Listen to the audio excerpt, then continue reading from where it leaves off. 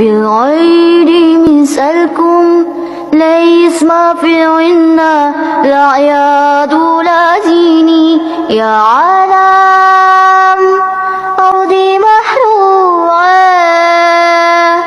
أرضي حريم مسروق.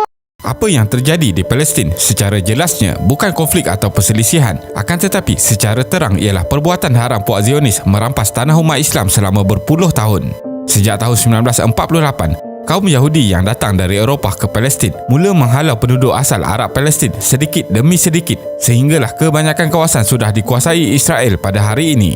Sebelum tahun 1948, kurang 6% kawasan tanah dimiliki Yahudi di Palestin. Akan tetapi pada hari ini, hampir keseluruhan negara Palestin dirampas secara kejam oleh Zionis bagi memenuhi cita-cita mereka membentuk negara haram Israel. Gerakan Zionis muncul sebagai satu ideologi bagi mendirikan satu negara untuk kaum Yahudi yang bertebaran di Eropah. Ketika ini, kira-kira 42% dari jumlah populasi Yahudi dunia menetap di Israel. Jadi, dalam video kali ini, kita akan melihat mengenai sejarah dan ketegangan yang berlaku di Palestin. Teruskan menonton. Perbezaan Yahudi dan Zionis. Yahudi berasal daripada Bani Israel atau Ibrani dari Timur Tengah Purba. Mereka adalah golongan diaspora iaitu hidup bertebaran di seluruh dunia tanpa sebuah negara tetap sejak sebelum Masihi lagi. Antaranya ialah tinggal di Timur Eropah yang dikenali sebagai Yahudi Ashkenazi, tinggal di Iberia iaitu Spanyol dan Portugal yang dikenali sebagai Yahudi Sephardi, dan tinggal di Timur Tengah yang dikenali sebagai Yahudi Mizrahi. Golongan Yahudi banyak ditindas di barat, terutamanya di wilayah Eropah Timur. Bagi membela nasib golongan ini, mereka telah menubuhkan Pertubuhan Zionis Antarabangsa WZO. Ideologi Zionis, Theodor Herzl ialah seorang Yahudi yang dipandang sebagai pencipta sejarah ideologi ekstrim nasionalis Zionis. Dia dianggap pemimpin kaum Yahudi Ashkenazi yang bercita-cita mendirikan negara haram Israel. Kaum Yahudi yang setuju dengan gerakan tersebut memandangnya sebagai pahlawan, dan terdapat juga kaum Yahudi yang menentang ideologi ini, seterusnya menuduhnya sebagai pengkhianat bagi ajaran agama Yahudiah.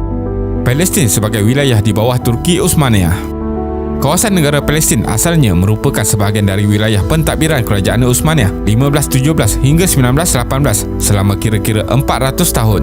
Wilayah tersebut lebih dikenali oleh orang Arab sebagai Al-Ard Al-Muqaddasah atau The Holy Land.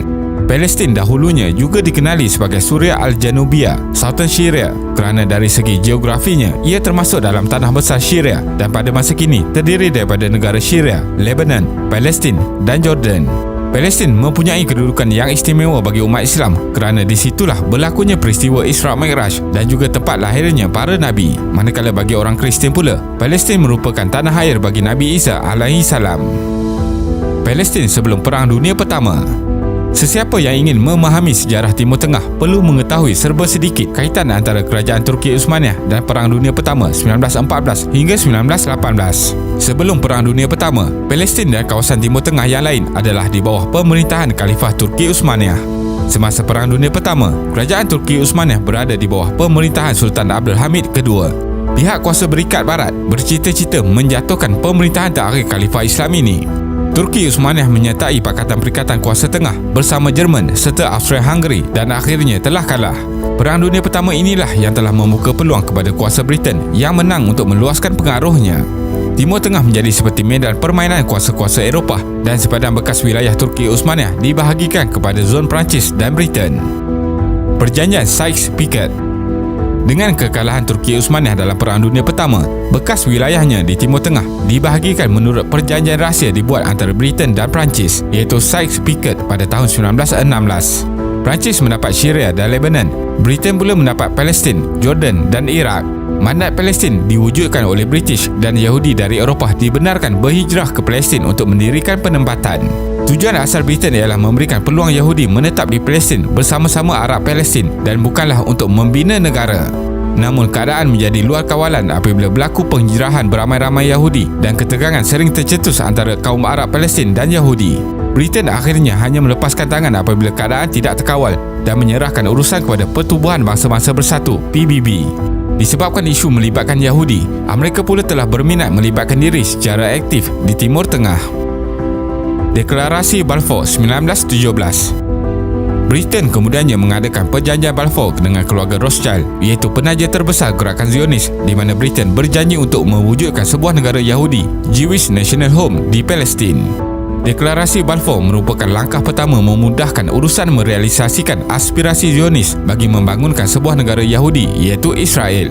Sebelum deklarasi tersebut diisytiharkan pada 18 Julai 1917, Lord Rothschild, pemimpin Yahudi di London, menulis surat kepada Arthur James Balfour, setiausaha luar British, bagi menegaskan hasrat Zionis menubuhkan National Home untuk bangsa Yahudi. Pada hari yang sama juga, draft rasmi Zionis telah pun tersebar dalam Kabinet British yang antara lain membincangkan mengenai pengiktirafan Palestin sebagai National Home kepada bangsa Yahudi dan juga berhubung dengan organisasi Zionis.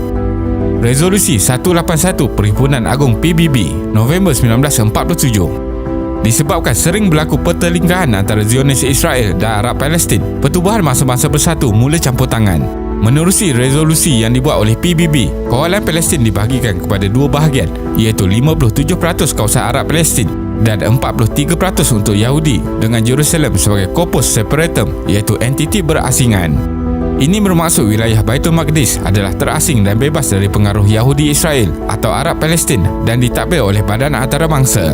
Negara-negara Arab lain termasuk Mesir, Jordan dan Syria membantah pelan PBB tersebut, maka tercetuslah Perang Arab Israel pada 15 Mei 1948 yang juga merupakan hari Israel mengisytiharkan negara haram mereka. Namun, negara-negara Arab ini tidak berperang dengan bersungguh dan akhirnya menerima syarat gencatan senjata dengan Israel pada Mac 1949. Hasilnya, Mesir memperolehi Gaza, Jordan mendapat tebing barat dan Jerusalem Timur. Ini merupakan sempadan 1949 atau garisan hijau yang dianggap sebagai sempadan negara yang sah.